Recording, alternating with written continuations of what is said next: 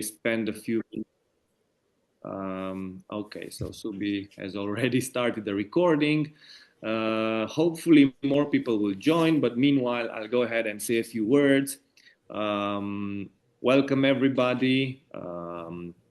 Thanks for being with us at the 18th edition of CELINE, that is the Neurocognitive Linguistics Cercul. Now, most of you or some of you already know CELINE is organized by the Center for Comparative Linguistics and Cognitivism at the University of Bucharest, Romania.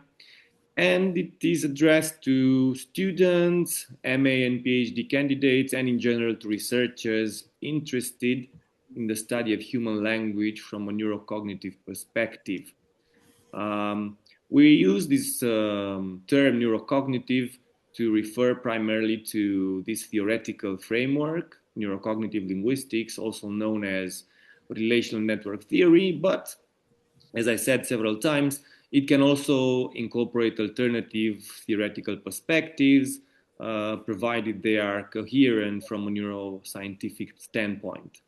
And CELINE has become, let's say, more and more neurocognitive lately because our last few presentations focused actually on aspects of RNT, of relational network theory. And actually, we continue today with some aspects related to RNT. However, it is a sort of special edition.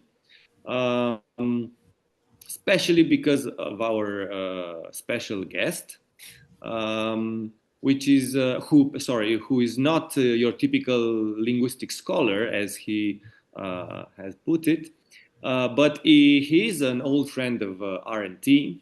I know he worked closely with Professor Sidney Lamb at a certain point, and he's also a good friend of CELINE. He has been present in several of our editions, and actually, I think I need to say this. He was the only American in the audience back in November when we mistakenly planned a CELINE meeting right on Thanksgiving Day. And I think he remembers that. But however, he joined us, so thank you for that. It shows the level of dedication that you have for this kind of events. So without further ado, as I promised him, I will let him introduce himself. So today we will hear John Paul Sank talk about Sank's Glossary of Linguistics. So JP, welcome and thanks for accepting my invitation. Oh, thank you for giving me that invitation. Let me clear away some technical issues. Can everybody hear me okay? Yes? Okay. Everybody, I would like to go ahead and mix the Q&A in with my talk. If you have a question or comment, please unmute yourself, wait for a pause of any length, any little prosodic boundary, and say, may I? Just go ahead and yell it out. I'll be happy to stop right then, and when we're done with the interaction, I'll pick up where I left off. I'm going to be giving you a tour of pages online. So the only kind of handout that made any sense to me was to just convert my script from text to PDF. You don't need it to follow along, but I figured you might want it as a takeaway. Please just give me a moment to post it in the chat.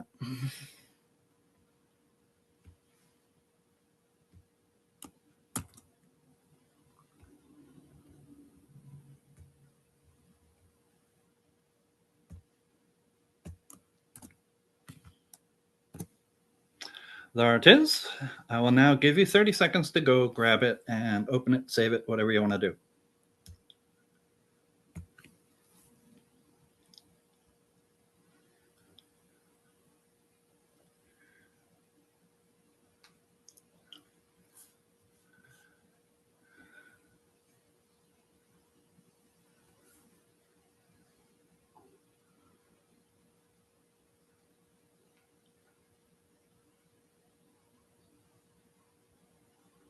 Four, three, two, one. As for following along, this is an online tour, so perhaps you'd like to whip out your phone or your laptop and follow along online. Happy Friday, everyone. My name is John Paul Sank. I'm born and raised right here in southern New Jersey, USA, in a town called Maple Shade, which a Romanian would locate at a point just a little smidge southeast of New York City. I am gigantically grateful for the invitation to speak to you. The only linguistics talk I ever gave before this was last September at Berkeley. It was a 6-minute lightning talk that I was only allowed to deliver because they had enough time at the end of an informal meeting. It was a big milestone for me, and I was tremendously excited about it. But this? I'm an invited speaker? It's truly a massive event in my life. And if this is as far as I get before I die, I can smile a mile. Since my linguistics career is a rather unusual one, and it's tied very closely to the projects I will be describing, I'll tell you a bit about myself first. In high school in Haddonfield, New Jersey, a few miles from here, I was really good at foreign languages. I won the award for achievement in Spanish and an award for achievement in foreign languages generally. It was during my last 2 years of high school that I discovered linguistics and decided I wanted to major in it. During that period, I also discovered the international constructed lingua franca called Esperanto, and even went to the state of Vermont for an immersive experience that I'll never forget. My favorite moment was standing on a tree stump in front of the campus, looking down into a valley and seeing a cloud nestled in the valley. I guess the folks down there were experiencing fog, huh? In 1976, after graduating high school as the class nonconformist, I went to Ohio Wesleyan University. But my linguistics major was cobbled together as an interdisciplinary major, which after 2 years my advisors said couldn't actually be done. Now that I know more about what a bachelor's in linguistics looks like, I agree with their decision. But I wish I knew that up front. And I wish I went to Rutgers instead. While in college, I found stratificational grammar books in the library. I didn't understand much, but even then I thought that SG looked neurologically plausible. Transformational grammar seemed like quite a revelation, but SG seemed like the next step toward a reality-based theory. And the diagrams were sexy, baby. They had lots of curves, really beautiful.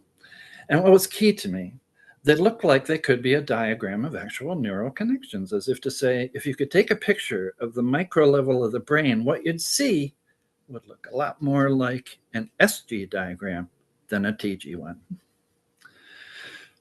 I dropped out of college after I found out that my major couldn't be done. For almost 30 years, I forgot about linguistics. In approximately 2005, I got a job raising funds on the telephone for the Rutgers Foundation. My workplace was on the Camden campus. The idea occurred to me that perhaps I could get some privileges. I got a library card. I was able to use the gym. Most importantly, I was able to audit courses. Over the next few years, I sat in on every linguistics course they had. They were all introductory and intended for English majors, but I took what I could and added a lot of enthusiasm to the classroom. When I ran out of courses to audit, the professor recommended that I check out the Penn Linguistics Colloquium, because at PLC, they do the sort of nuts and bolts linguistics that I seemed to like. PLC is now called Penn Linguistics Conference, and frankly, I like the other word better. It's a much cooler word, colloquium. It was 2006 or 2008, I believe, when I went to my first PLC. It was unadulterated torture. My professor friend once told a general academic audience that the details of linguistics gave most people a headache. And at PLC, I confirmed that. But it was a headache I wanted to have. I stayed the whole weekend and took notes the whole time. Afterwards, I was mentally exhausted, but immensely satisfied. I went back to PLC quite a few times over the ensuing years. I went to the Rutgers Graduate Student Conference, RU Ling, a few times too. I went there this month, by the way. Early in this period, I knew I needed a fast way to look up the terms I was hearing, but there was no fast way available. I'd go here online, there online, and maybe after consulting 2 or 3 glossaries, I would finally find the term. That's not good when you're sitting at a conference. I want fast, man. An idea came to mind. Make my own glossary. I'll hear a term in a conference or talk. I'll write it down in the notes I always take. I'll find the definitions later and compile them into my own glossary that will provide fast access so that I can do a quick lookup during the conference. While I'm at it, I might as well share it with other people, eh? So I implemented a design or format or layout, whatever you call it, in order that it be presentable and usable by others. I would call it Sank's Glossary of Linguistics, not because I want my name on it, but because it was just an easy way to make a unique name. Wouldn't get sued or anything. Since I wasn't getting a lot of input during those years, only 1 or 2 conferences a year, and my life was focused on a whole lot of other things, it grew very slowly for a long time. Now I will proceed to share my screen. I'm not sure I'm going to do that. I can't copy and paste this. Well, I was going to show you what SGOL looked like. It was pretty small by the year 2015. Has like 10 buttons to cover the whole alphabet. Okay. Today, I will show you that glossary as it is now. Also, during this period of going to PLC annually and adding terms to Sank's glossary rather slowly, I discovered Glottopedia, and somehow it occurred to me to set up an account and add stratificational grammar terms to it. But how could I do that all by myself? Thankfully, I had Dr. Lamb's email address and had been in contact with him occasionally, most notably on the Neurocognitive email list. The idea is that I would make a Glottopedia entry and he would check to make sure it's okay. After perhaps a year or 2, I ran out of terms in the materials I had access to, so I called it a done job. Cut to the COVID era. Given the huge crowds of people working remotely, I thought I'd probably be able to find talks and conferences online. Boy, did I. It took a year or so to get in gear, but ever since then, let's say 2021 or so, I've attended hundreds of talks or conferences per year, lots of them. I now have more notes and terms than I will ever be able to add. But the previously slow growth of Sank's glossary accelerated greatly to where nowadays, instead of just like 9 buttons, I have 120. Each of which leads to a web page that would probably print out to a 5 to 8 page PDF. So I can safely say that if the glossary were printed as a book, it would be as long as 2 or 3 doctoral dissertations. Yeah. Since it's so large, perhaps I should call it a dictionary or even an encyclopedia. In fact, a respected linguist from Colorado referred to it as a dictionary in an unsolicited email a year or 2 ago. I wrestled with that idea for a while and came to the conclusion that I would keep calling it a glossary because if I have learned anything about linguistics terminology, I've learned that the ability and propensity of linguists to generate jargon vastly exceeds the capacity of anyone to cover the terminological territory anywhere near exhaustively. Hence, my work will always offer partial coverage, and that is a connotation of the word glossary. Now I will go into the stratificational grammar work on Glottopedia. This will call for a screen share, and I do believe I have it set up correctly. Let's find out. Yeah, it came up right. I never thought of adding anything to Wikipedia. If I had, I wouldn't have done it because I have no training for that. And it looks complicated. But on Glottopedia, the format looked much simpler. Even then, there was some head scratching. First, let me point out that while I chose to organize everything under stratificational grammar,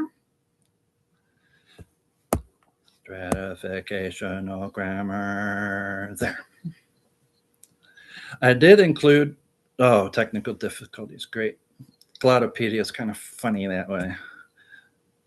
It has technical difficulties and then it doesn't. I'm not sure how recently this site gets updated, really.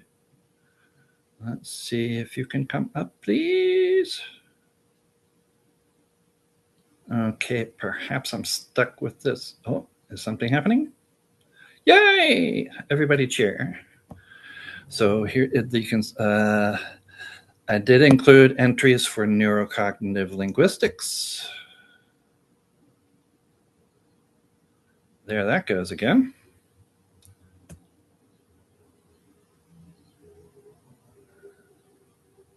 It usually doesn't cause this much trouble.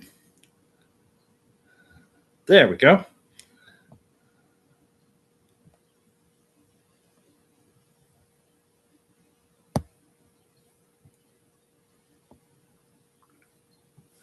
And of course, relational network theory. Okay, well, it seems to like to come up slow. I guess I'd rather have slow than not at all. So as you saw there, the other terms are listed under related terms. So even though the category is stratificational grammar, you can bounce around among the three. So can I at least go back? Yes. I hope we can look at a few more here. Let's give it a try, shall we? Mutable lexeme. Mutable lexeme. Mutable lexeme is there we go, is a complex lexeme with one or more variable constituents. Example, the mother of all battles. Saddam Hussein's variant of a common Arabic expression entered English and immediately became mutable, as is exemplified by the expression the mother of all meteors, which was used by the New York Times when reporting a spectacular meteor seen over the eastern United States. Making this entry gave me a little head start in understanding construction grammar, which I heard about a few years ago. Let's see if this thing will allow me to do another one without too much trouble. Tactic pattern.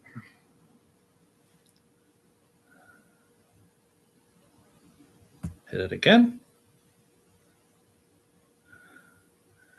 I'm starting to think I can hardly wait till I get to my glossary because we'll move around very zippy there. Zip, zip, zip.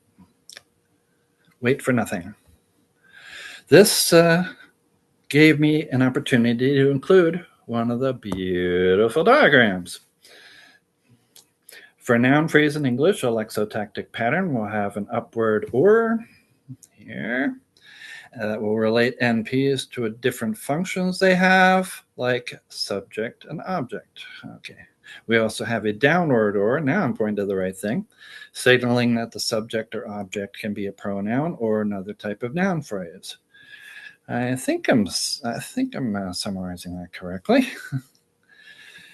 While I was going over this section of my talk last night, I saw that perhaps I saw a solution. Realizational formulae. Now, I don't know how up to date this is, but including a stratificational relational network diagram in my glossary is something that I have not yet been able to do because of constraints that I will disclose later. But perhaps this algebraic notation, if I can get an up-to-date version of it, came from Language and Reality, by the way, maybe the ticket. Okay, I would now like to ask, is Dr. Lamb here? Dr. Lamb, are you here? Since I ran everything by him when creating this Glottopedia category, I'd like to see if I can get a few comments from him about this collaboration. Dr. Lamb? No, I'm afraid he's not in the call. Alrighty then. Before I move on, we'll now make sure that anyone who missed getting the handout will be able to get it in the chat now. So I'm going to proceed to post it again. It is something that I always appreciate when I go to talks and conferences. So I now fulfill that by doing it myself.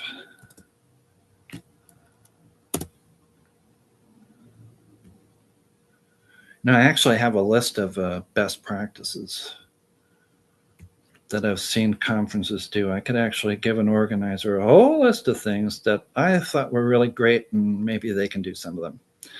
So now I get to proceed to something that will not give me technical difficulties. Sank's Glossary of Linguistics itself. Everybody can see it, right? Yep, I am screen sharing. I want to make sure everybody can see it, right? Yes, we can see it. Yes. Good. This is vital. Okay, first of all, there's the issue of scope. My aim is to cover what I call the core subfields of linguistics, for example, syntax, pragmatics, morphology, sociolinguistics, and so on. I generally do not cover interdisciplinary topics. I don't cover computational linguistics, applied linguistics, political speech, etc. I maintain a theory-neutral posture.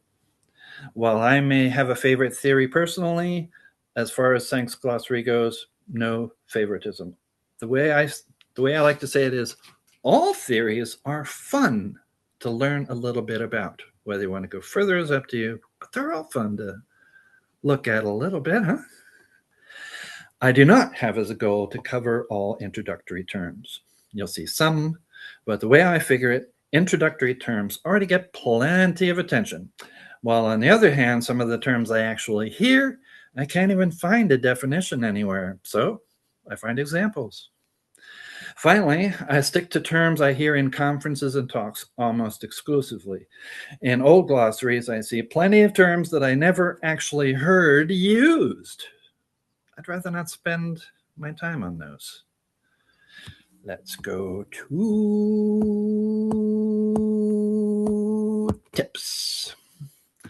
At some point, it occurred to me that I could use a way to tell people things I want them to know, especially about features of the site and anything else that might make it more user-friendly. So I started collecting what I call tips. You can see one of them right here. Note also that the number 37, boop, boop, boop, boop, is a link. Oh, I have to do that, right? Okay. Until a couple of days ago, my approach to these tips was to just change one tip to the next one in the rotation every time I do something to the site. I imagined a slogan, collect all 37. You've seen that, right? Collect all 4, collect all 5, collect all 37. In other words, if you want to see all of them, you'll come back to here at least 37 times.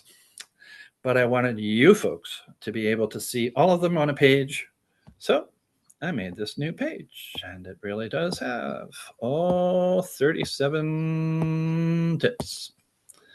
Come to think of it, why don't I don't even have this in the script, but it's so easy to do. I'm just going to do it. I'm posting this one in the chat. Boy, I might do this a bunch more times, and I didn't even plan to. Bang. Is it possible I will do better than I've been planning? I hope so. Wouldn't that be nice? Okay, speed. As I said in my introduction, I want my glossary to be fast, fast, fast. Click around and show the speed. So, why isn't this happening right? I think I go there. Good. So, ready? Here we go. You're going to watch the speed, right? Watch how fast this loads. It's all in. It's all there. Let me do it again.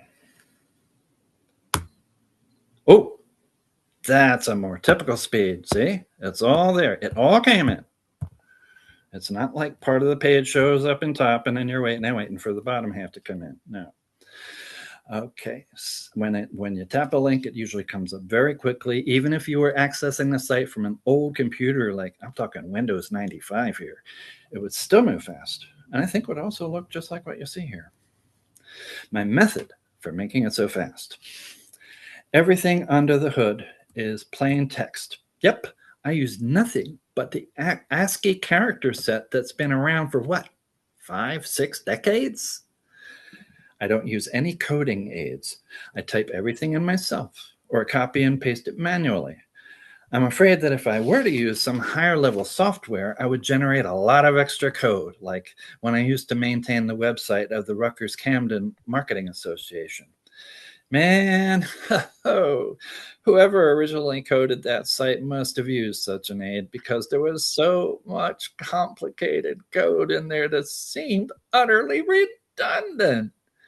When I finally found what I needed to update, I cut out all the deadwood, and I made it much easier for me to find next time. And hopefully, I also made it easy for my successor too. Perhaps I made a permanent difference.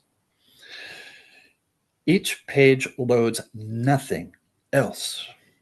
No subroutines from elsewhere, no pictures, no ads, no videos. My plain text code only. That's it.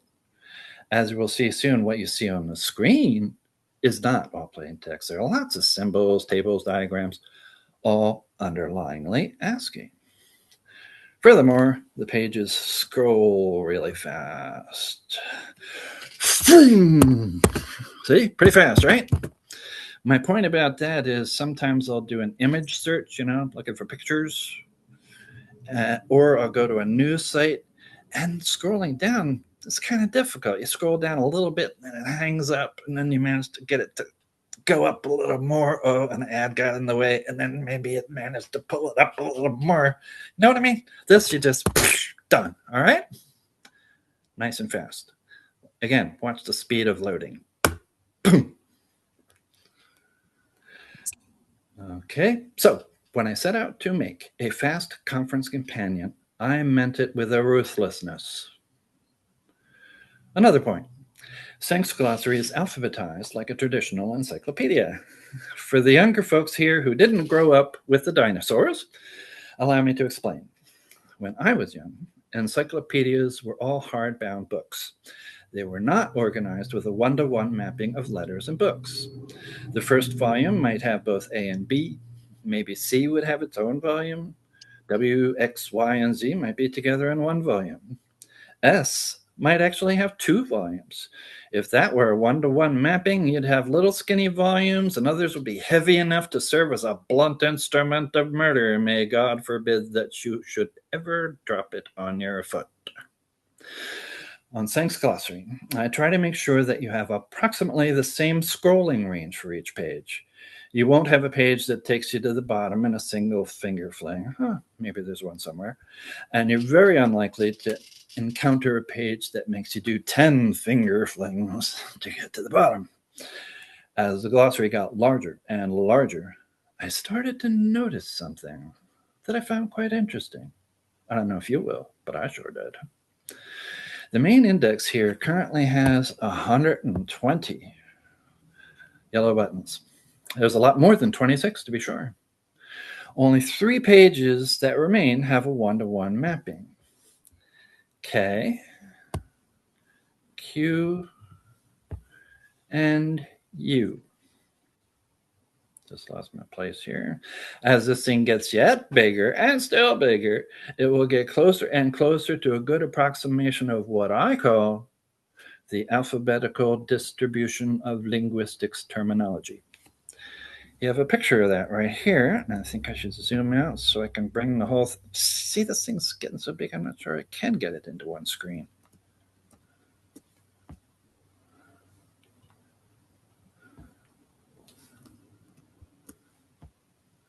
Oh, it took that much zooming. Okay, I think maybe you can read that. I don't usually try to get everything in one screen. Now, please look at the distribution here. While I shut up for about 1 minute, I want you at any time to unmute yourself and make a comment about what you see. To exemplify what I mean, I will open with the observation. and this is held true for multiple years. Linguists appear to be quite in love with word initial C. I will now wait for your observations, if any.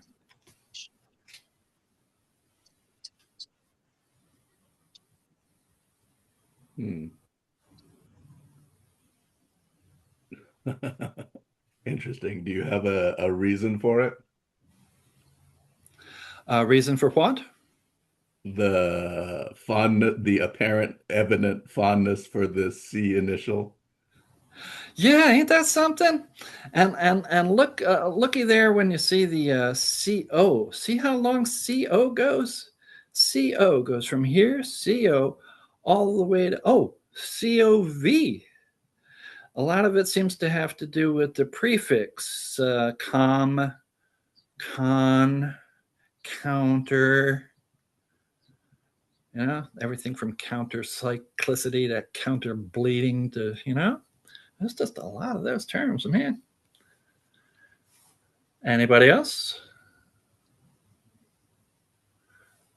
Alrighty then. Let me get back to a normal zoom level here. I think that's pretty good. Is that a good zoom? You can see I do have a most recently added spot here. It's the terms that it's not, doesn't mean I've posted everything in the last week, but most recently. So now I am going to SGO links. I have collected a very large collection of links. Hasn't been updated in a few months, but it will be. Notice, I guess I want to mention the categories. Glossaries, etc. A bunch of these glossaries I looked through back in the day and didn't find things. These days, I don't look at these very much because I keep drawing blanks.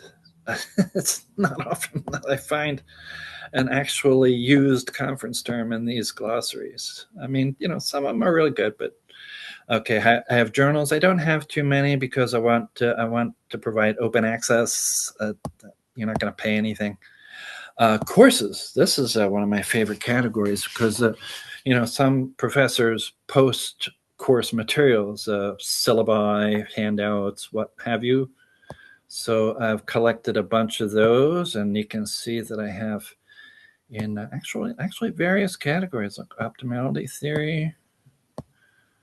Wouldn't mind getting RNT up in there.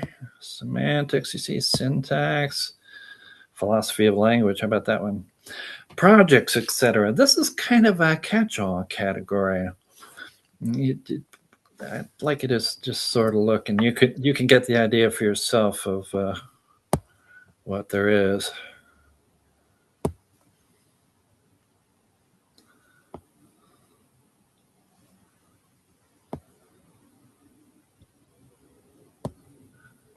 Okay, conference programs. Yeah, this one really needs to be updated. But these are conferences I've actually gone to, and I'd like to have some trace of them here.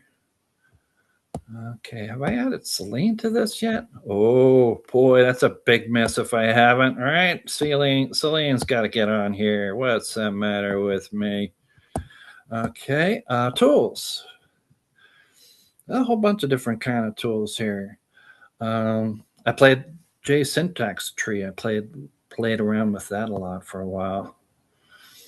Linguistics gloss generator, is that the one I'm thinking of? Yes, it is. I use that one a lot. Most of these I don't even understand, to tell you the truth, but hey, if it's useful to somebody else, I'd like somebody to use it. Persons. My criteria for including linguists is, one, I've heard of them, or you know, I've encountered their name, and I want to be able to put these diamonds down here. I want you to have something. I don't want you to just have your CV. I want you to have your presentations, programs, projects, your course materials. I want you to have something there. Oh, here's a little error here. I want you to have something, you know, well, let me just go here. Boop. That's going to come up quick, right? See, presentations, and you can get to them. You can actually get the handout. I don't want just a list. I want you to be able to get to something and enjoy it.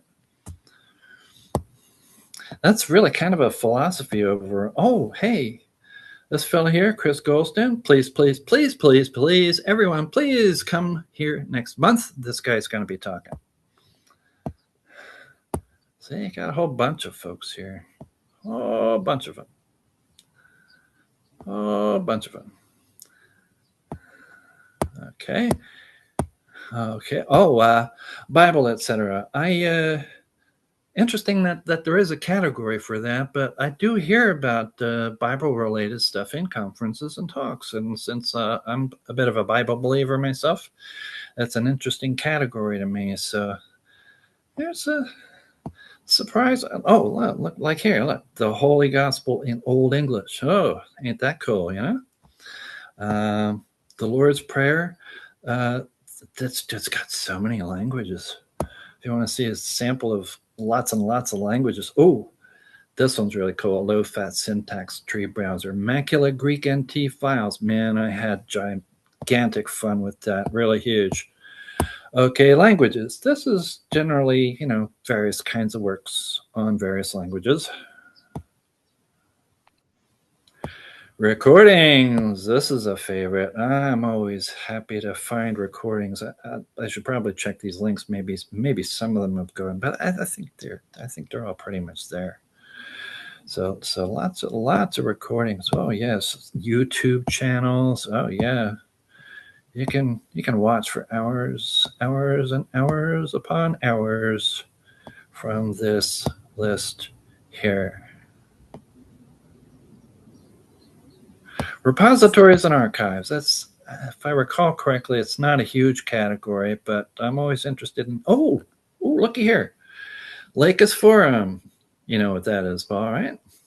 I actually went to Lacus in 2013. I actually got on the train and went to New York because they had it in New York. I can't go to like Vancouver or any place, but I went to New York. It was great. I had a really good time. Dr. Lamb, I actually got to have dinner with Dr. Lamb, who is like, at the time, he's like, this is like meeting Einstein, okay? He was fully comparable to Noam Chomsky, okay? So as far as I'm concerned, this man is a freaking superstar, and I'm actually having dinner with him and a bunch of other guys, but wow. So that's that page. Let's see if I can find my place. I do sort of have a tendency to lose my place like anyone else. Okay, so this I can actually hopefully just hit just about anywhere and find an example of what I mean. Good, yes, that's true. What I mean to describe now is what I call this. Did I just lose something? The citation year link. Citation year link. Citation year link. Citation year link. Some of them lead to open access resources. Others lead to publisher pages where you can read an abstract and gain access by purchase or through your institution. I don't even know what that means. When an author lists references, they're usually out of the way at the end. In the text, you just see the author's last names and the year, for example, Labov et al. 2006. That's all you see in the line of the text. But in this glossary, where a topic is covered in only a few or more paragraphs, bibliographic information just looks like clutter. I was determined to keep the clutter away while giving you direct access if you want to read more. Some citations are not links. There are some years here. I don't know if I can really find any here that are just black type. I try pretty hard to find the article or the paper and make a link, but sometimes I just can't. So there is not a link. Mind if I breathe for a sec? Matter of fact, why don't I? Now we have a big section. I will go through quite a few sample entries in order to demonstrate various things I've done. It's going to be heavily biased toward the earlier half of the alphabet because I started at the beginning when I looked for examples, and I greatly underestimated how much time it would take just to skim through it all.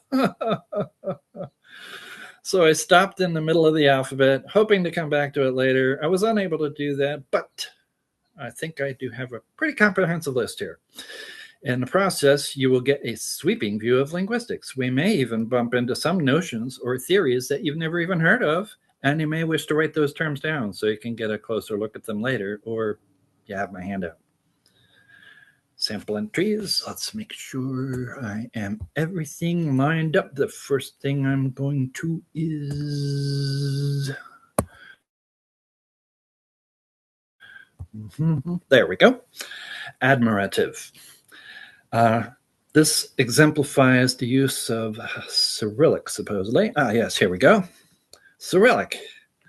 Keep in mind, this is plain text underlyingly. This is just A, B, C, D, E, F, G, 1, 2, 3, 4, 5, 6, 7, 8, 9, ampersand, hyphen, and all those. Okay, that's all it is underlyingly. But I saw something in Cyrillic, and I'm like, hey, man, I want to render this. So I did so. Oh, whoops. Looks like I got to fix something. How'd I mess up that one? Okay, next I look at...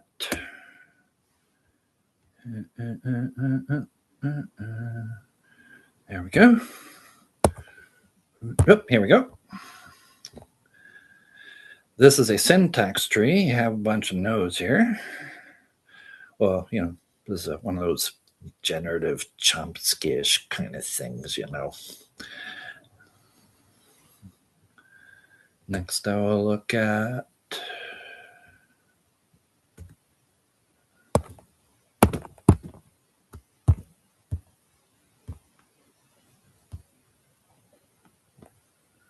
If I can get a handy typology like this is a typological list: pronominal, VP and anaphora, propositional and anaphora, adjectival, modal, temporal, kind level, cataphora. Man, anytime I can find a typology and I can put together in a nice little list in one entry, I'm so in for that. So in for that. Next, I look for... Boom. Is there somewhere down here? There it is. What's this purpose for? Okay.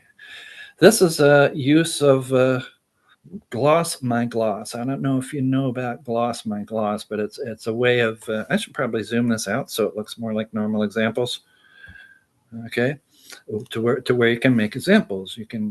You have the top line here with the actual language itself and all that.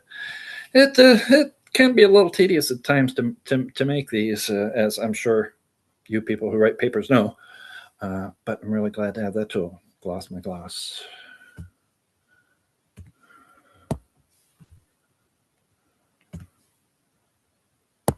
Archaism. Why do I want to? Oh, this is just. I'm just tremendously amused when they come up with terms like lexical zombie. I love stuff like that. I actually heard one. What is expletive insertion? I think I actually have an entry in here. Fucking insertion. Hey man, that's what they called it. Don't blame me. Am I getting a little childish here? Perhaps.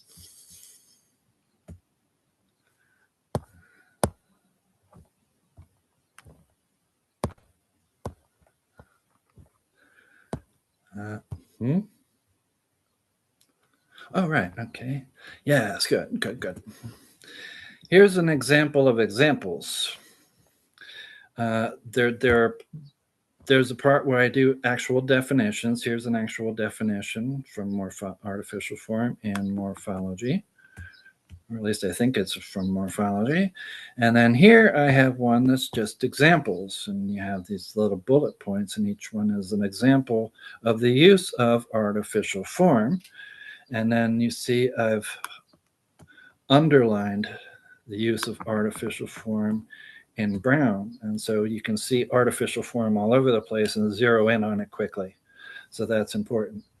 Another thing I like about examples is that it gives me more excuses to give you citation links so that you can learn more. Plenty of citation links in some of these entries.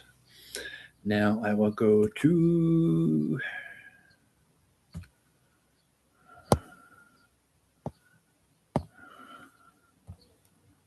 is this it? Yeah, that's what I'm looking for. I probably could have gotten away with a smaller entry. But if I have an opportunity to give something like a complete first lesson, I'll do it. And the 9 links in this entry lead to more. So autosegmental phonology, let's put it this way. I mean, for some of my entries to actually be like a hub, like a portal, okay? You're not just reading a little definition, you're also having a springboard to learn a lot more about the topic. I have a bunch of entries like that in here. Next. Oh, I think I'm actually going back to the same page. Is it right down here? Okay, there we go.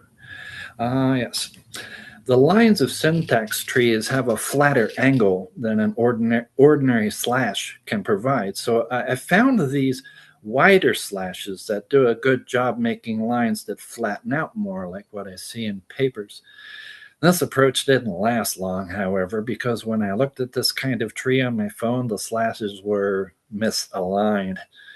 So I guess there's a good reason that the Utrecht lexicon of linguistics used regular slashes. My approach with regular slashes is to use the pre-tag. It's like an angle bracket, PRE angle bracket, which means the text inside the tags is pre-formatted and the text is mono-spaced, such that a space takes up the same little block as a slash or a letter. That way I can line things up. For a while, I thought all I could do was plain ASCII. Oh, am I supposed to be going somewhere else for this? Oh, actually I am. Oh. Is that where I think it is? Yes, indeed. Okay, there we go. Now it makes sense. As you can see, the ordinary slashes here did their what you call a steeper angle. This prevents misalignment. For a while I thought all I could do was plain ASCII, but here you see that I found a way to include subscripts.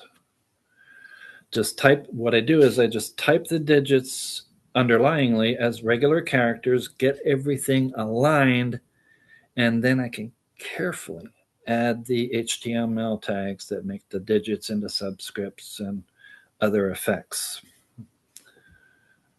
Okay, let's see if I can do something not stupid here.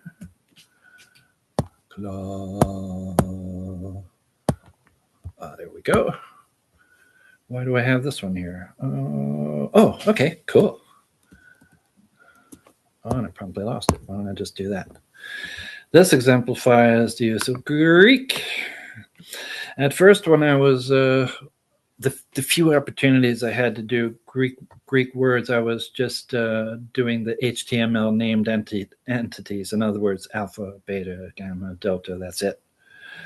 But I decided I wanted to do better. I wanted to include the diacritics. Okay, right there. See that like accent acute over the alpha? I wanted to be able to do that. So I figured that out. Here on my symbols table, and this is something I definitely want to put into the chat. And here's why. You do not get this from my glossary. You do not get this from Glottopedia. You get this from me giving it to you now. And I would appreciate it if you don't post it anywhere because it's really not... Oh, now I see a question. Are those formula one-to-one with relational diagrams? I believe they are. Thank you for asking. And I hope they are because I'm thinking of using relational formulae in order to render relational networks. And then I hope I have a citation near link so that people can go to the actual diagram. So here is my grand bit of symbols. So Greek. Now, as you see here, there are actually special codes for the letter with the diacritic. See? Alpha with small alpha with tonos, small omicron with tonos, down here with the omegas. Boy, this gets crazy. Look at this one. You have two diacritics on there. You got small omega with dacia and perispo many, right? Crazy. I think I have, you actually have iota subscripts here somewhere. At any rate, there's one preview of my collection of symbols. Okay, I did all that. I actually had that written verbatim in my script, but I just went and winged it. Wouldn't be bad to get the normal zoom. Oh, one thing I didn't even mention. Look what happens when I zoom. The words are still wrapped properly. See? As big as it gets, the words are still wrapped properly. If you're nearly blind, you can read this. Or if you want to fit everything in and you want to go ahead and use a magnifying glass or a microscope, you can do that if you want to. So I'm looking for, I didn't even write that in my script. You won't see it in the handout. I forgot that. Co-alexification network. Co-alexification network. Ah, there we go. Here we go. This is a special kind of diagram. I didn't really quite get what it even meant. But if I see a diagram, I want to try and do my little crazy thing of showing you a diagram that even this is underlyingly just old-fashioned ASCII. And I'm using regular slashes here. And you notice that you have these bullet points here, which go to the approach I was telling you, where I line everything up and then add the special stuff. In this case, it would be ampersand BULL semicolon, which, if you do it at the wrong point in time, can really throw off the alignment. Throw the alignment way off. Combinatory. Okay. Is that going to be? Yep, got it. The point of this is, look at this typeface. I don't usually mess around with typefaces in ordinary text. I mean, I just try to pretty much leave a conventional typeface or whatever the default of your device is. But this paper I read had this standout typeface here, where the paper had ordinary text like I have here, but these things were marked out special by this unusual typeface. Since I'm no professional, and maybe you don't even know, I didn't know whether it actually had any significance, so I went ahead and found that typeface, and I even did with the bowls and all. Now I'm going to go to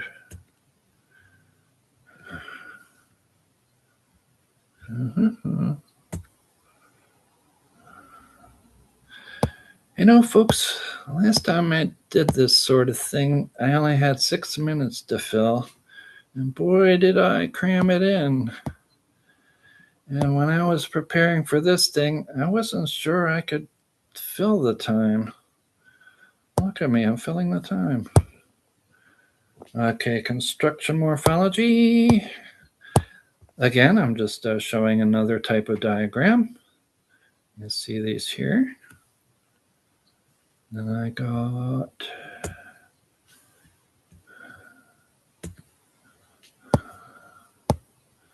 contextual allomorphy. Oh, yeah.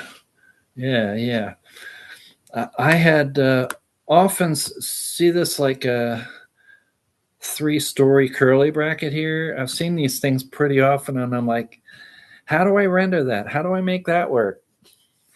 So, and still be underlyingly ASCII? Well, I found some way. You can see that there's a couple of little gaps here, but basically, I think you can get the idea that that's a curly bracket. And then look at this here. Look at these things. What the heck is that? I looked around. I managed to find it. It's called a vertical ellipsis, and the HTML name, I believe, is VELLIP, which I suppose somebody could confuse with actual like VP ellipsis or something. Okay, next.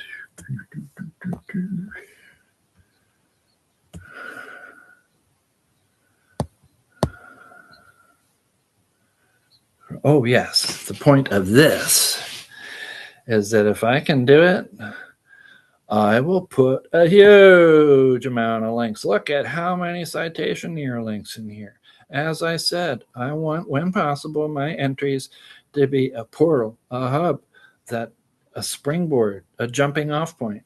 And this exemplifies that in spades. I didn't get into detail about whether they're all unique links, but there are 32 of them. 32 in this one entry. Needless to say, that took a while. Hunting down each paper. Okay.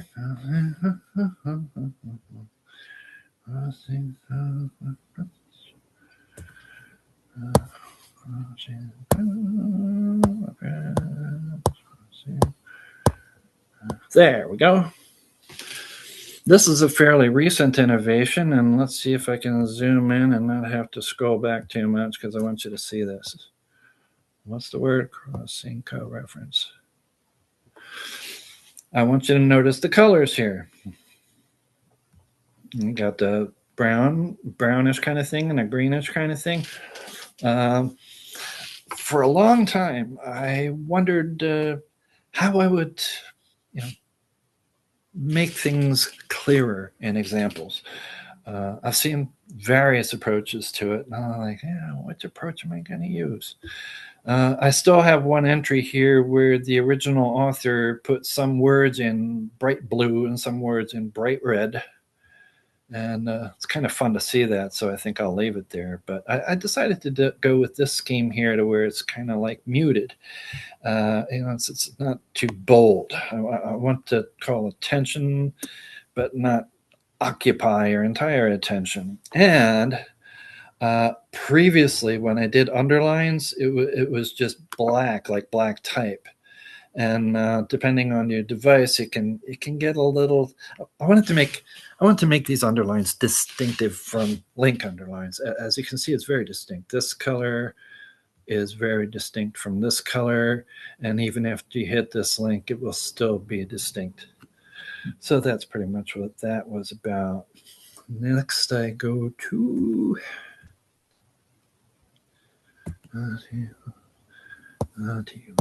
And what was the point of this? Ah, yes, more use of Greek. You can see 4 different diacritics here. You got that one, this one with 2, that one. See? I like doing that. I really like doing that. Yes, I do. I enjoy that so much. Oh, just get normal.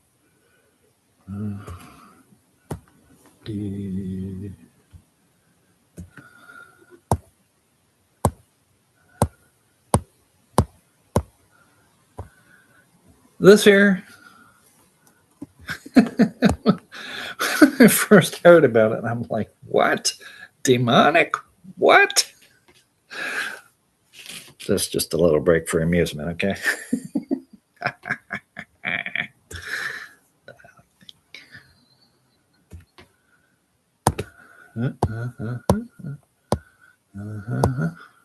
This is supposed to be dialectal. There we go. All right. This is actually pretty important. Notice I couldn't find a definition. You don't see a definition, do you? So I gathered half a dozen examples, and I reckon that the meaning can be discerned. I couldn't find a definition. So hopefully, if I provide you enough examples, you'll at least get the meaning, and you have the citation link here to read more. citation near links.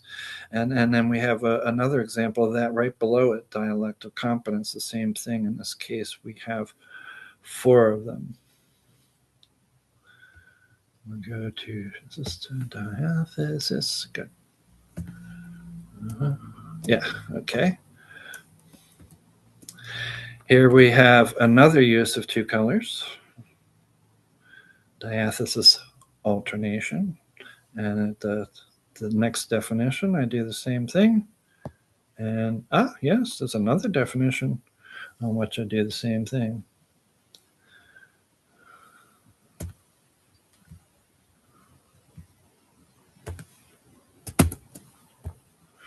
This is just one example of the use of tables. I picked this one because there's a bunch, and it's kind of fun here. Since it's about the types and distributions of conversational discourse units, and here you have a table that sort of reads like a script from a play. You have some fair amount of symbols there. Okay. And now for something somewhat more different.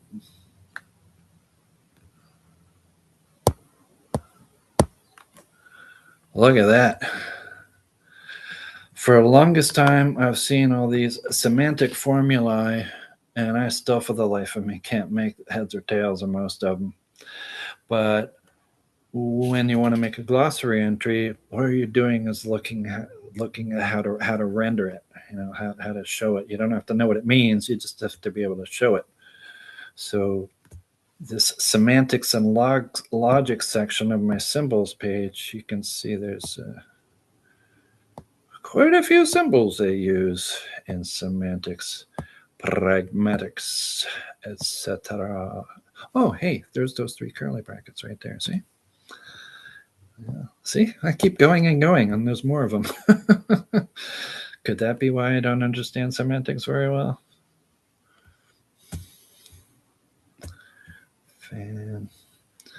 Oh, yes, at the Penn Linguistics Colloquium, I recall, and for a number of Penn Linguistics Colloquia, and then I turned to conference, of all the things that gave me the proverbial headache, semantics was it. But daggone it, one of these days, I'm going to make sense of it. Here's another example of an entry without a definition. In the 3rd example, we see another color. It's a slightly different color used under here. Let me bring that in further so you can see what the color is. This darker green is a thicker underline than I use under elements, and I use it under these little short elements because I noticed that if I used a thinner underline under such a short element, you can hardly see it. Back to zoom, zoom, zoom. That's a nice zoom. Now we go to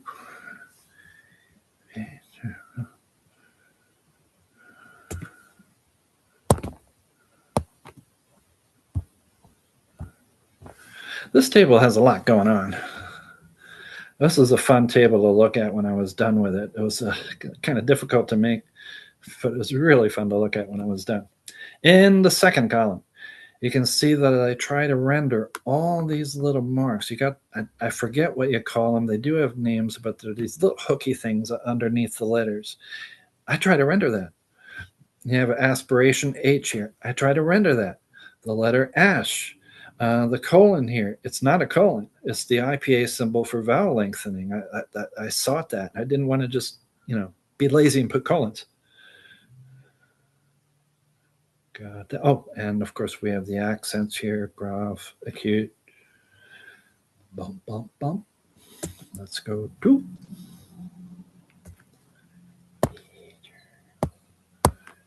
where?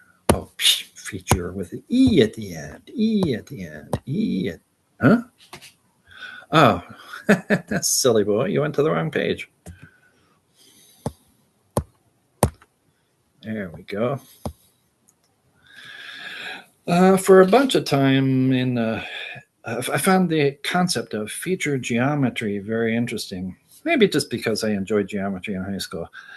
But I didn't see too many diagrams. So I finally found one, And thankfully, I was able to just use the ordinary slash approach to render it fairly well. And then here, oh boy, this is weird. There are so many talk. Oh, I can't even select that, right? Can I? So many talks where I've seen these arrows underneath, and they're like curvy, and it indicates WH movement or what have you. And I, for the life of me, don't know how to render it. But as you can see here, I made an attempt. And while it doesn't look pretty, it at least gives you the idea. You have the arrow going down and out the line. And then I was using gloss by gloss to make this, which is why I couldn't do a continuous line. So I did what I could do at the time. Not pretty, but it's accurate. Is feature retrieval constant the same thing? Yeah. There we go. Oh, here we go. Yes. Here I tried to render a math formula. And the one thing I could not nail down was how to put the I equals 1 directly beneath the M sub X. Because this is like I don't know what you call it. It's like a sigma would be a summation where you add everything. This is one where you multiply everything, and this is the beginning, and that's the end. And I really like to line those up. Maybe one of these days I'll figure it out. But I did manage to do, like, say this. You got superscript, and it's italic, and you got a subscript to that. That's the code is a little complicated to get that done. But I do it. I love to try and render something new to me. I do. I will try.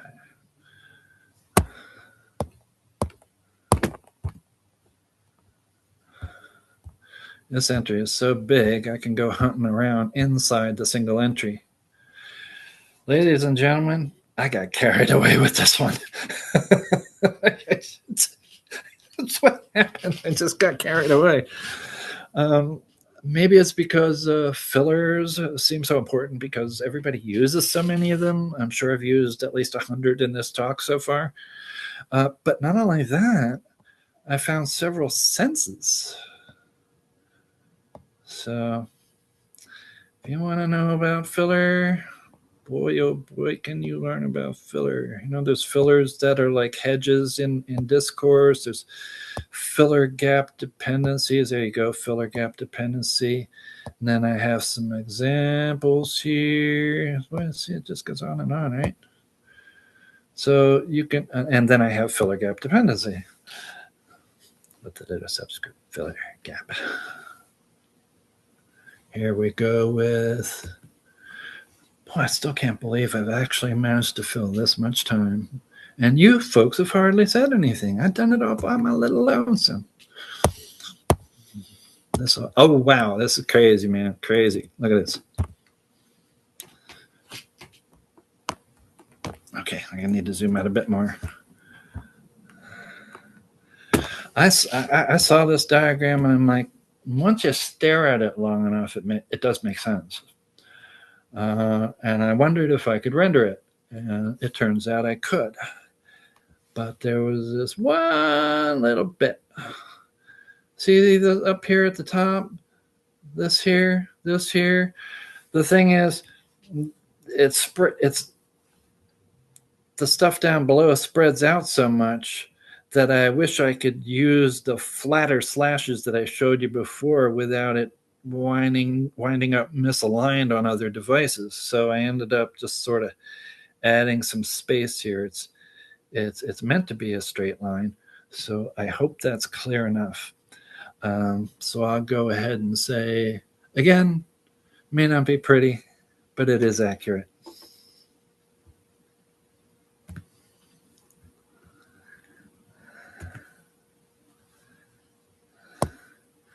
I didn't say that I was nervous as hell before doing this, did I?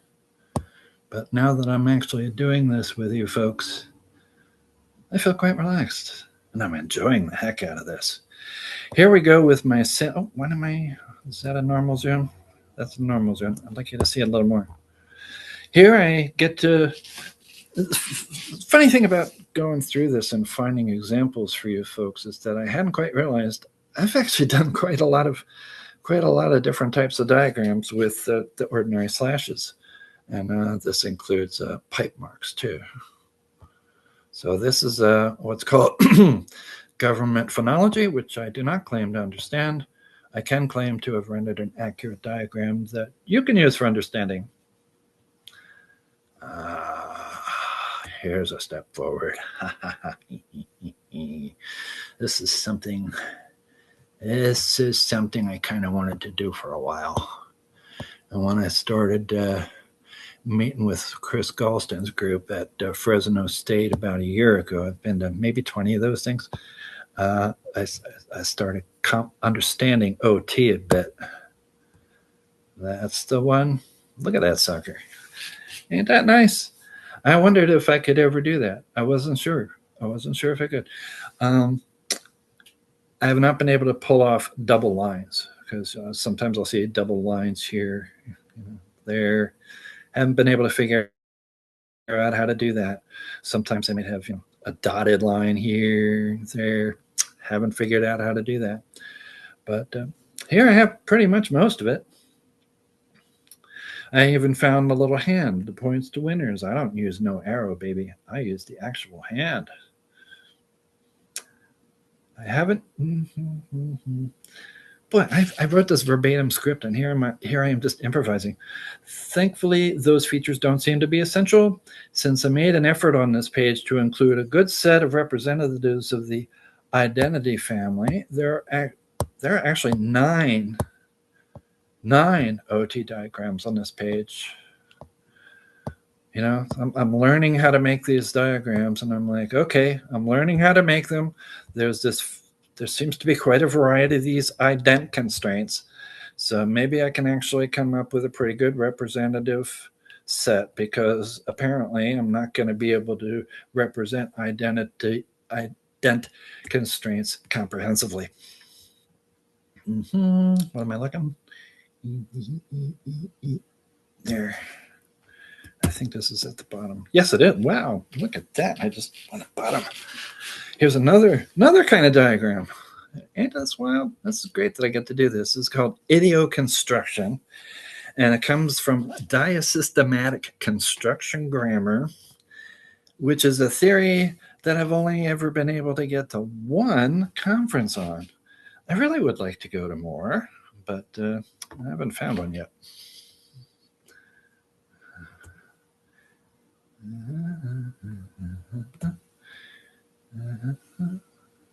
Come on.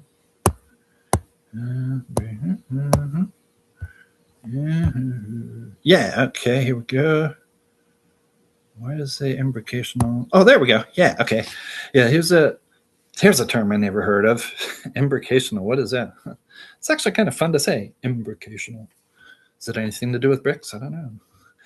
So this is just another example of how I attempt to render semantic formulae, including stuff like this square subset kind of a thingy hooker thing there.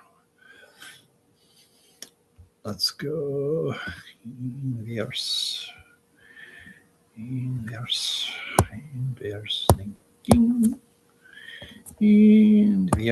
Maybe I gotta go way down. Yeah, I guess I did gotta go down. And this must be one of those longer pages. You can see I use some color here too. But here's an example of a more complex syntax tree.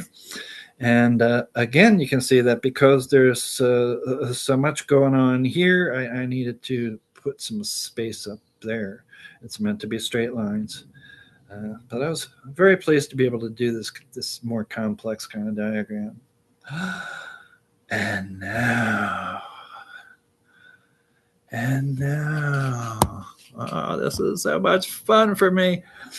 I was at a talk, right? One of my personal favorite entries. One of the oldest examples of an entry that lacks a definition. I heard this phrase, kids these days, in a talk. Later, as I went over my notes, I decided that it is probably not a term. But but for the sake of historical linguistics, at the very least, it might be useful to explore the use of this phrase in writings about language. Since it is a big favorite of mine, I'm going to read the whole thing. And while I'm at it, notice that we're going back in time. All of my example sections are sorted in reverse chronological order in the hope that perhaps you'll see an evolutionary sequence. Again and again, retro, not, double is, speaker-oriented, hopefully, split infinitives, etc. The phenomena turn out to have been around with some frequency for very much longer than you think. It's not just kids these days. This is the one that's chronologically out of sequence because this is the one that had it in capital letters as if it might actually be a term. Next. The kids these days no longer call it calligraphy, they call it lettering. Next, by the end of the Qing dynasty, people have forgotten the other terms. They just know the one word, cup, said Daniel Kane. I see this happening now in our society, he added. Kids these days may say, yeah, but you don't know the way we speak. But in 10 years from now, all the words that I have in my head will be gone. Next, whether it has been pencils, television, computers, or cell phones, technological culprits of bad writing have always been found. Arguments blaming people, kids these days, extend back through time and are based on skewed views of error and correctness. While we may wish that kids these days didn't cuss so darn much, our culture as a whole has become more tolerant of vulgarity and less tolerant of racially abusive language. To modern eyes, the snippets of telegraph speak described in this article look almost exactly like the TXT speak language we use today on cell phones and online. In fact, the entire article bears an impressive resemblance to a Huffington Post expose on the logistics of e-romance or a BuzzFeed piece on how kids these days can communicate using only emoji. There is a common view that kids these days don't read as much as they used to. This view is so firmly held that discussion nearly always focuses on why children don't read, assuming that the decline in reading is real. But to many of the older generation in the land of the morning calm, this hysteria for oiraeo, foreign words, is seen as dishonorable. There are kids these days who forget their culture. They prefer hamburgers and bread to kimchi, they sadly note. Back to 1995, this is what, a 28-year span we have, and now we're at the beginning. The oldest one I happened to be able to find that had something to do with language. When I was in my elementary years and in high school, said Mary Jean Mike of Hard Rock, I didn't think that Navajo culture and Navajo reading and writing was important till I got out of college with my BA degree. And then when you run into older people that talk to each other, a lot of the stuff they talk about was really interesting. When I sit around and listen to them, that's when I think of a lot too. I'm still learning. There's still a lot that I need. When you're young, you don't think it's that much important. Just like these young kids these days, they don't really take advantage of it.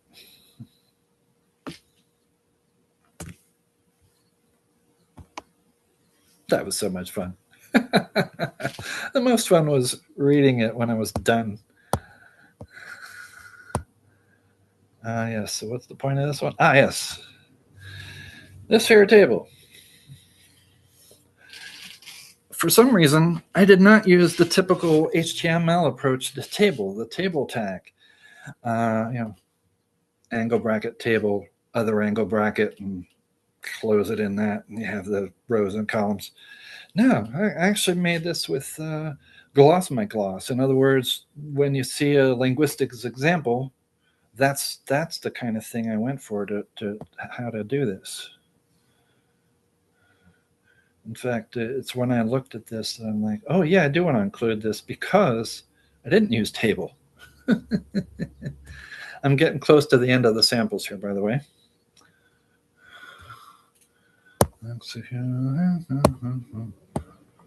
Oh yeah, that really sticks out, doesn't it, with the black? Lexicalization table. Could not find any commentary. All I could find was these tables. Make of it what you will. And you can check the citation near link. I'm not sure it'll tell you anything more.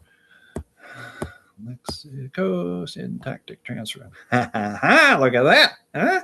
How about that? Chinese. I don't dare add it to my symbols list because there are so many of them, you know, so many of these characters. And do I even remember how I managed to get this right? I'm pretty sure I got it right. I don't recall how I did it, but there it is. I got Chinese. I have no idea how to read it. And one more in this section of my talk. Make sure I'm going to the right. It's easy to get confused when you have such narrow alphabet ranges. Is this like all the way at the bottom? Okay, why did I bring this one up? I had fun with this one. After finishing 3 of the sections, I saw that they were completely different approaches represented. So I decided I want more. So this entry starts with a general view and mentions the usage-based tradition. Section 2 is from construction grammar. Under examples, we have corpus study. We have a cognitive construction grammar snippet. And finally, a lexicalist analysis that mentions, and I hope I can pronounce this, head-driven phrase structure grammar. I now interrupt this program for something not quite relevant. Let's see. Yep, I got it. Good. Don't want to quite show it yet. So there's the symbols there. Making this glossary involved lots and lots of symbols and letters. I'll scroll up and down here. Well, I'll scroll down. Look at all of what there is. See all of these? I've been collecting these for quite a while. More and more. I'll go faster just to get through it faster. See all of the, oh, hey, there's those wide slashes I talk about. See? So, let me see if I can come up with a representative example. I want to go across a line here. Well, I might as well go here. In the leftmost column is the symbol as it appears. In some applications, I just copy it and paste. Next is the hexadecimal Unicode. I use this code if it's the only way to get it done, which in this case there is, because we have an empty here. The empty means that there is no HTML named entity, for example, here. In the case of this one, if I want this to appear on the equal sign to appear on the display, I can use this clunky code here, or thankfully, I can use the HTML named entity just equals, which is much easier to remember and read. In the parentheses here, I don't sure what you call that, but that's like just the name I found when I was looking up the Unicode. Now, ever since I was quite young, I have thought that many or most symbols are visually beautiful and interesting, whether I know their meaning or not. Finally, a few weeks ago, I made a little piece of art, using some of these symbols. I wanted to share it, so I made it for an X post. I made the art piece in a text editor and copied the whole thing into an X message, just a compose window. Then I discovered that it looks different depending on which device you're using to view it. It doesn't look bad on any of the devices, but it just doesn't look the way I intended. So I decided to make a canonical version. So I found a good rendering. I took this screenshot. Okay. The intent here is purely visual. I will leave the screen on the screen while I break for 2 or 3 minutes. You please break for 2 or 3 minutes. As for the future of this talk, I think we're at least 2/3 of the way through, maybe 3/4. So we'll be on time or sooner. See you in a bit.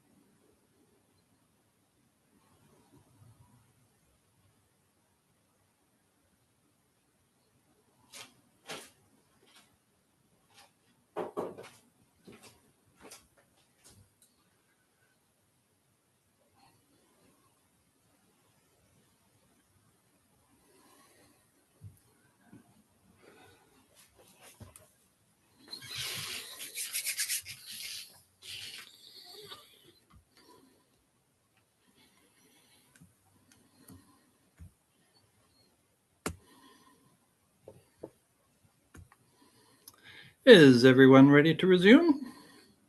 Oh, when convenient, please let me know which SGOL button has that entry for realizational formulae. I believe I do not have it on SGOL. It's on category stratificational grammar, and I will bring that out for you. Here, it doesn't matter if it has technical difficulties. I am now posting it in the chat.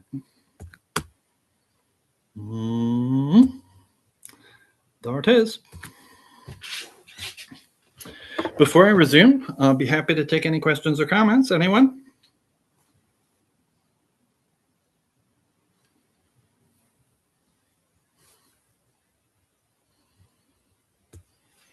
Okay, I will now proceed. I wish I had started much sooner on, but in August 2025, I started adding RNT terms to my glossary. Each new entry was based on a Glottopedia entry, but since I've developed a much better ability to search, and since there's more material available these days, apparently, thanks in part to some of you folks in this room, I was able to get more than one definition for the new entry. So let me set this up. Okay. And I'm just basically going to go through the list here, and you can see comparison. This is a more informal part. I think it's going to go more quickly. Language in neurocognitive linguistics. On there, let me go to language here. Okay, so language on SGOL was an existing entry. So here we have a couple of sources here, LangBrain and Language and Reality. And we have the bit here, language is the system used by people for their linguistic activity, i.e. the linguistic information system of the brain. So here we have, there is no single answer to this question, a defining characteristic of humanity, etc. I will consider 5 answers to the question, what is language? A natural kind, an abstract object, a name given, a social fact. Neurocognitive linguistics is now there. So sorry I didn't start this sooner. Yeah, why didn't I? Because the idea with Glottopedia, part of the idea with Glottopedia was that relational network theory is just as legitimate as any other theory. So I want to go ahead and put it together. So here you have neurocognitive linguistics alongside these other angles, okay?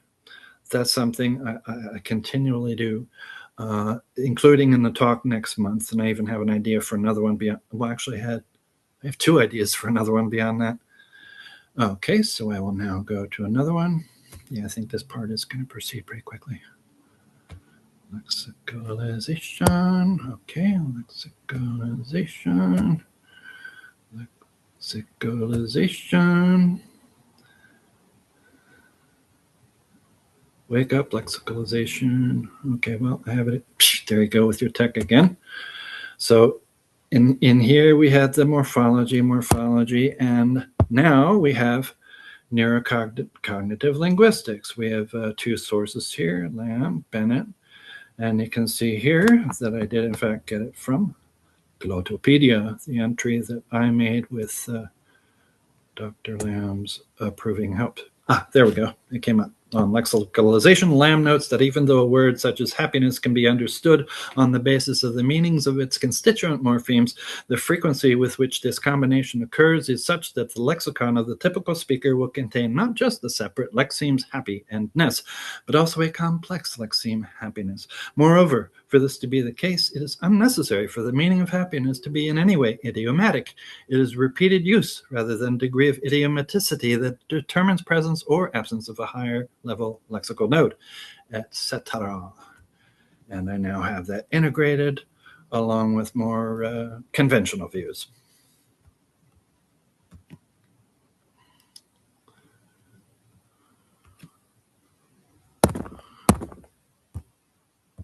There it is.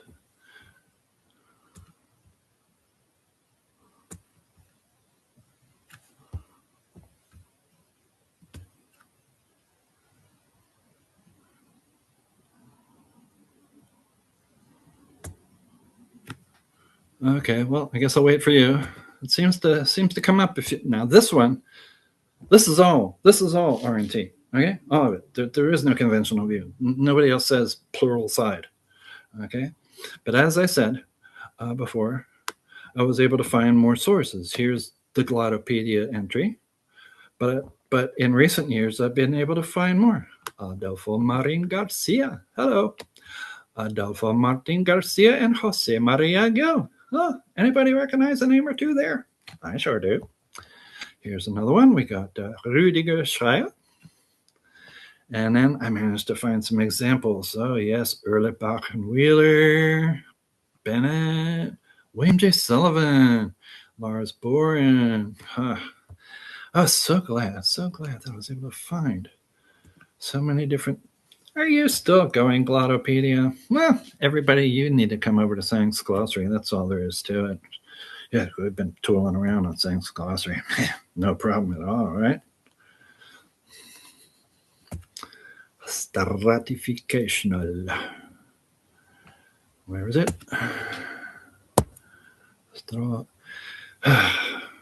This is my favorite word. It's where I learned it originally. Stratificational grammar. I just like it so much because it embraces everything. You know, even writing. You know, I don't see much about writing or anything. How shall I say? We're not just talking about spoken language. We can also talk about written. Okay, let's see. I managed to find a few bits here. We got Lopatkova. We got Toby Griffin. And we have Glottopedia, and these are basically the references from the Glottopedia entry. So I don't have 32 links there. I would like to. Oh, Gleason. Hey, there's a great name. I wish I could have turned that into a link. Oh, how about this one? Yeah, sometimes, believe it or not, I don't know who the author is. I don't know what the year was, so I'll just go question mark, but here's a link, and there's a paper. Hey, maybe there is information here. I don't know why. Okay, so good. Stratificational ordering. Yeah, there's another one that it doesn't appear elsewhere. So you got Lamb. Yay, Lamb. Wish you were here. Oh, I do wish you were here. Oh, yeah. And so Lamb again, that's the Glottopedia entry, and this is something I found for SGOL. Stratum. Systemic functional linguistics has the word stratum. And then you got stratificational grammar, stratal system. Nexions, realizational, lexotactics, morphotactics, semotactics. I'm glad I was able to get a bunch of these terms in here. Levels, realizational level. And again, that's from the Glottopedia entry. And then we have examples here from, well, I don't know. Oh, there we go. There's an actual one related to RNT right there. That's from Lamb 1971. Boy, how did I get that source? And that's the end of my section on terms I've been adding from RNT. Since we're getting pretty close to the end of the time, I think I'll just go ahead and move on to the conclusion. Stop share. Can you see my ugly face? Hi, am I here? Somebody can unmute and say so. Yes, that's fine. Thank you. Finally, I am indeed immensely grateful that you have tolerated the ravings of an amateur. Ah! Oh, wait. Thanks to the announcement of this talk, thank you, Paul. I will now, from henceforth, be able to wear the label Independent Scholar. Throughout this presentation, you have noticed that the URLs of the pages are rather long, but last year I purchased a much shorter URL that is used as a redirect. All you have to remember, all you have to type is If you include the enter key, it's only 9 characters, making it easy to access on your computer and on your phone, and it's very easy to share in a text message. I'm paying for this with cash money, so I want you to have that. Recently, I succeeded in getting the Rutgers University libraries to add SGOL to their linguistics research guide. At first, the librarian informed me that I had a lot of copyright problems. She gave me a whole lot of information because she's like an expert in copyright. So she was giving me so much information. I'm like, this is too much information. I don't know if I can do this. But then after a while, somehow it just clicked. It clicked. And I came up with a scheme, and I did it. I straightened everything out over the course of about a year, and then I resubmitted, and the librarian failed to find any problems. Let me tell you, I was on pins and needles. Is this lady going to find problems? Finally, she replied, no problems. I would very much like to get SGOL added to your university library's linguistics research guide if it has one, so I request that you please send me an email about that. For that and whatever other purpose you may have for reaching out to me, I will now post my email address in the chat, and I don't need to copy and paste now. REDIARIS 7 at Truly, folks, I'd love to hear from any of you for any reason whatsoever. You can try to sell me soap if you want. Now let's look to the future. Please come back next month to CELINE, number 19. We will have Chris Golston from Fresno, California, if I'm getting it right. His main claim to fame is as the inventor of what he calls direct OT. A few months ago, I heard him speak about how non-human animals may have more capacity for language than anyone previously thought. In fact, he's written a book about it. As I was listening to that talk, relational network theory kept coming to mind. In RNT, I'm accustomed to thinking of every human as having a linguistic information system that could be represented as a relational network on paper or digitally. So as Professor Golston was laying out the details, I kept thinking, what would the relational network diagram for that look like? Afterwards, I reached out to Paul with this idea. Further interaction, got a talk or a panel set up for next month. I will now turn the meeting back over to Paul. Paul, I invite you to tell us more about next month's talk. And of course, I'm happy to answer questions and comments. Well, thank you, JP, for advertising our next meeting. But I especially want to thank you for this very entertaining talk. So thanks a lot. I mean, I have one comment that probably is on everybody's mind. I wanted to mention that I can tell that there is a huge amount of work that went into this glossary, as far as I can tell from your presentation. And I mean, I think this is the kind of project that usually has consistent funding, has a team of people working on this. So if I understood right, this was you doing it over the years out of your passion for linguistics. So wow, I'm just it blew my mind, let's say. Well, let's put it this way: as one of my tips says, this is an individual project. It receives no funding whatsoever from anyone.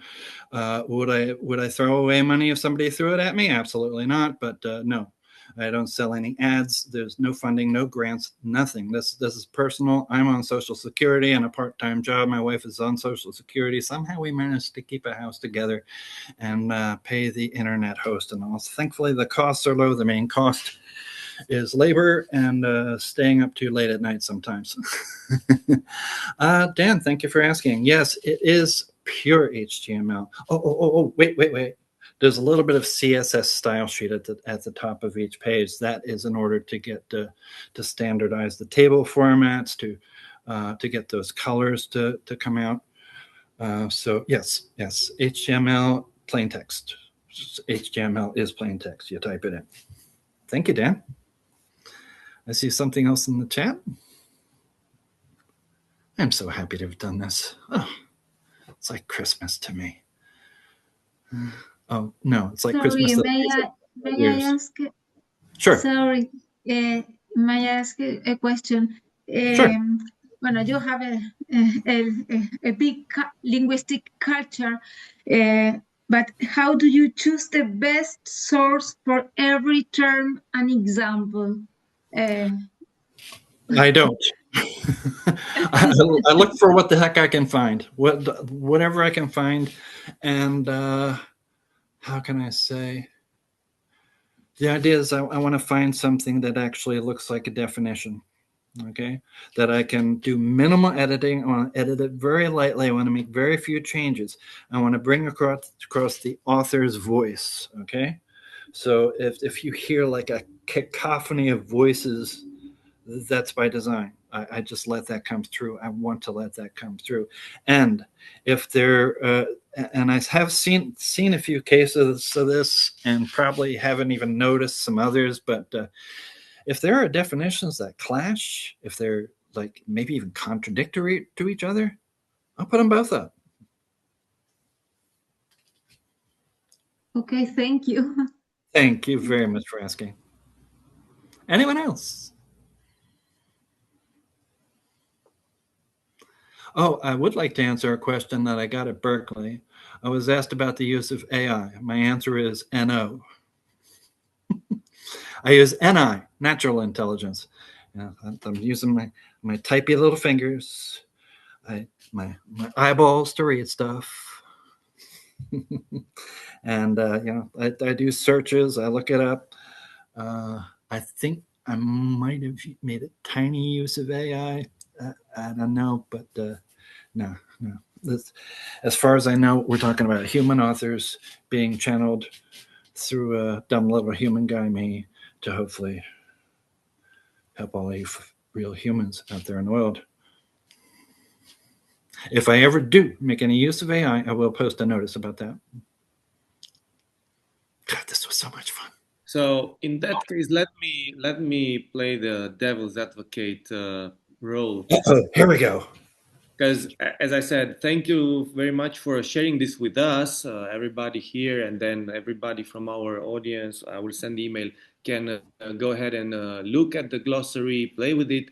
But the question would be, so what would be maybe the advantage of your glossary in comparison with the latest possibilities of searching for stuff via the LLMs,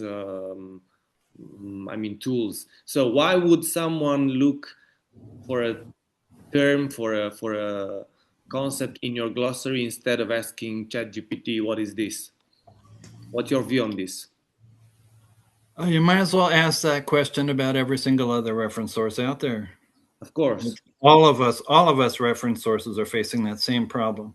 Can I say there's any advantage? Well, in my case, there's human scrutiny involved. There's more accuracy. I've done some work with AI on other things, completely other things. For example, I asked one of the AIs to look up for me about Christian virtues. I wanted to know about virtues. Well, I forget what the angle was, but I asked for quotes. I asked, find me a bunch of quotes from the early church fathers about different virtues, right? So I got this list. I think it's beautiful. I feel like I want to share it with everybody, but when I actually go and check it, way off, man, way off. Okay, maybe some years hence you'll be able to really trust AI, but I sure don't. Not yet. There you go, Devil. Okay, thank you. God, this is so much fun. Don't you feel like a god? I think this is a huge project. Congratulations. Oh, it's wonderful to hear somebody acknowledge that. Oh, thank you so much for acknowledging I think that the word glossary, I don't know, but for me, it's better encyclopedia. I don't know. It's Wow. yeah. That's one of the best things I've heard all day for sure. Okay. And yeah, I do go for current.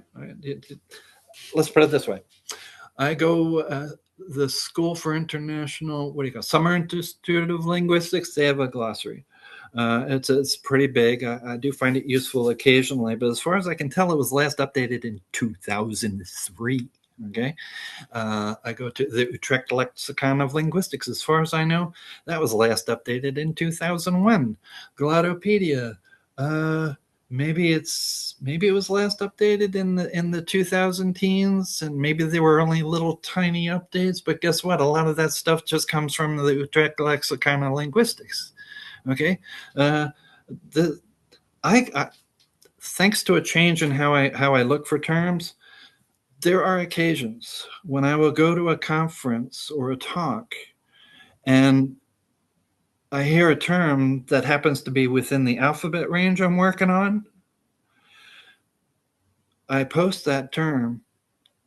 Maybe a few days later, I heard that term in a conference. A few days later, it's up.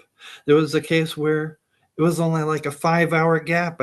I hear a term in a conference, and I'm like, oh boy, I'm working on that alphabet range now, man. I want to put that up now. So yeah, this could be hot off the press kind of stuff. Thank you. Thank you very much for your comments and questions. I'm enjoying this part immensely as well. And so far, I don't feel stupid yet. Cool.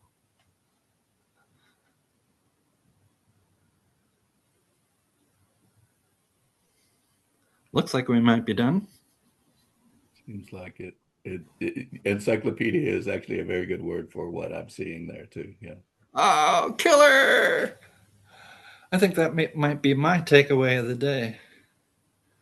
And I think you may have a point. I remember I had in my hands a big volume that called itself an encyclopedia. Mine is bigger. Yeah, I'm not surprised. Thank you very much. It's quite impressive. Oh, wow, quite impressive. Oh, this gets better. I can just add that in my head. That seems to be it, folks. Yes, so John Paul, thanks again for sharing this with us. I will definitely go ahead and send the email to the whole community, CELINE community. I will share it with everybody with your proposal of contacting you in case somebody wants to add it to their repository or any other idea that they might have. I will send them your email as well. So yeah. Thanks again. I think the good thing about these meetings is that we get this kind of idea, this kind of resources that we can share with each other. So that's great. And as JP just said, don't miss our next talk. It will be an interesting one on animal grammar. And again, thanks again, JP. It was a great and entertaining talk, and hope to see you soon. I hope to see you at CELINE 19. I'm not going to miss that one. Great. So thanks. Have a good night. Have a good day, depending on your time zones, and see you all soon. Have a great week. Happy Friday. Okay. Thank you. Bye-bye.